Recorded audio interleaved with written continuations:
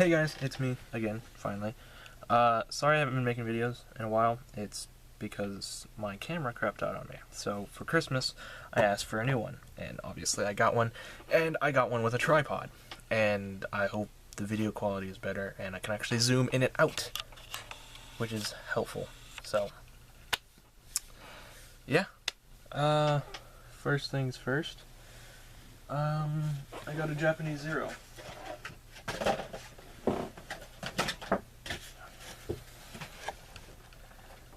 And I still haven't finished it, mostly because, son of a, okay, I am going to constantly drop stuff today, and it is aggravating me.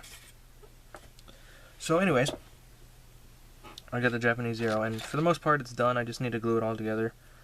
But I need to make a cockpit for it, because it did not come with a cockpit.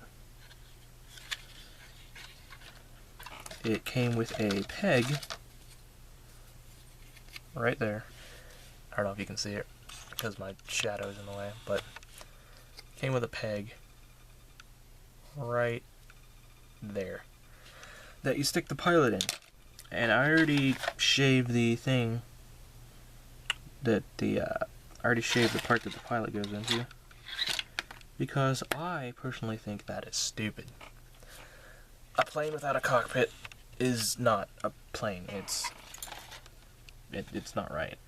But other than that, it's done. Just need to make the cockpit by myself. So there's that. There's this, which I dropped on the floor earlier because I knocked it with my hand. It's a Tiger One, and it's besides the treads and the German markings and these things being black, I need to paint those black. Besides that, it's pretty much all done, and it's been scraped up a lot, as you can tell. So it looks like it's been through hardened combat. Yeah. So there's that, and I need to find a stupid me, commander for it. But I don't know where I can get one. Now, since I finished that, I need to finish this. A Churchill crocodile. And it's called a crocodile because, I don't know, crocodiles don't spit fire. But, it has flamethrower attached to it, and the hose runs underneath the tank, unlike the Americans, which ran across the tank, and that was not a smart idea, because their tanks exploded. So the British designed it so the hose went underneath, so it was a smaller target from the front and from the rear, and if the trailer blew, hardly any damage was done to the tank. So there's that. Sorry, my chair is making noise. And next we have this, which is a Leopard tank that I made out to look destroyed, and I think it turns out pretty good. I just need to put a second coat over it and do chipping at it so it looks partially burned and, you know, scraped up metal. And the tracks were the real pain on this thing, so I just decided to make the tracks look destroyed, and that gave me the idea of just making the whole tank destroyed. Simply because this thing was a pain to put together. And, like, the instructions were messed up too, because it would tell you to put on pieces that were underneath pieces that you had already glued in. So it was like, what the... Anyways, there's that. And the base I made myself. You know, green turf, this is where the tank's going to be, burnt grass, rocks, tree, and a German flag. because this is a German tank, obviously, and the flag is actually leaning. I don't know if you can tell. I made that with paper mache, skewer, and paper. And the paper was actually, I designed it so it looked like a waving flag, and then I bent the paper so it looked even more like a waving flag. And I think it turned out pretty good. So there's that, and I still need to find the waist gunners for my B-24, and then I can finish working on that, because then I can actually glue the halves together.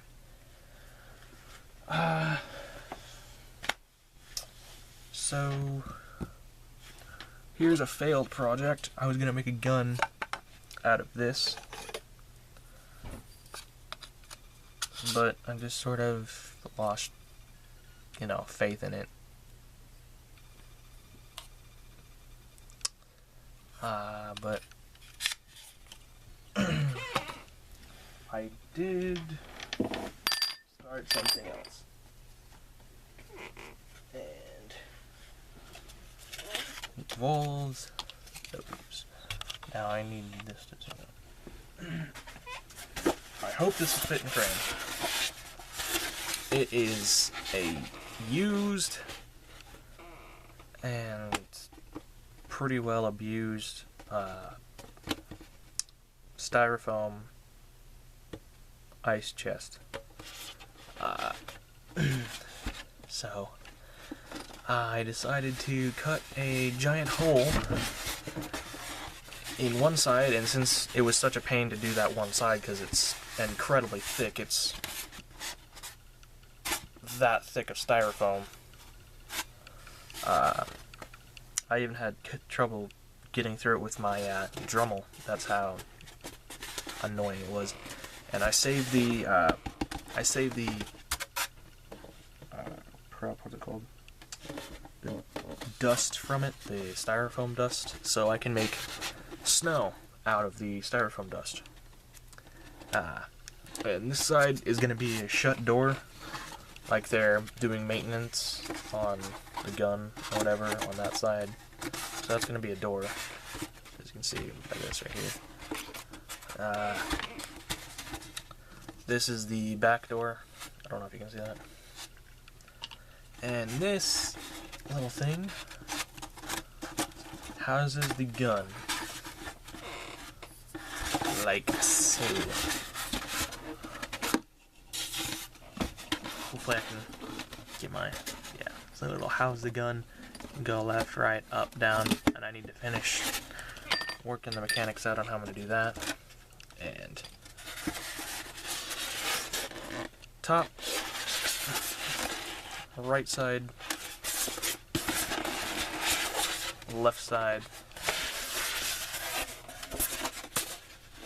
back side. Yeah. I think when I'm all done with it, it's gonna look pretty good. It's gonna look pretty hammered and shelled and all that. And these pieces all came off of a egg carton. I saw the design of this and I was like, no freaking way, that would work perfectly. So yeah, it's amazing what you can find just by looking at stuff. Let's see. I think that's about everything. I've done 2 time-lapse videos of one of German riflemen, the other one of paratroopers, and the paratroopers I made with snow camo, simply because I forgot I didn't have any olive drab. So, I need to get more, obviously. So I did them in snow camo, and I did one of the Germans in snow camo, simply because I love snow camo. And yeah. Another project that I need to work on is my Flak 88. I don't know if you can see it. The plastic it's made out of is pretty dark colored and the light I have isn't the best, but it's a Flak 88. I always loved the way these things looked. And it actually does go up and down, so I'm happy for that. I need to paint that up. I was going to paint it in some sort of desert scheme, I guess. I don't know.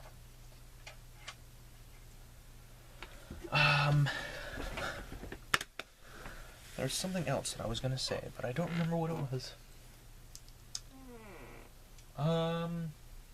I think I can end the video here because I don't have much else to talk about. Anyways, thank you guys for watching. I'll be making some more videos soon, and they may not all be about models, so yeah. Thanks.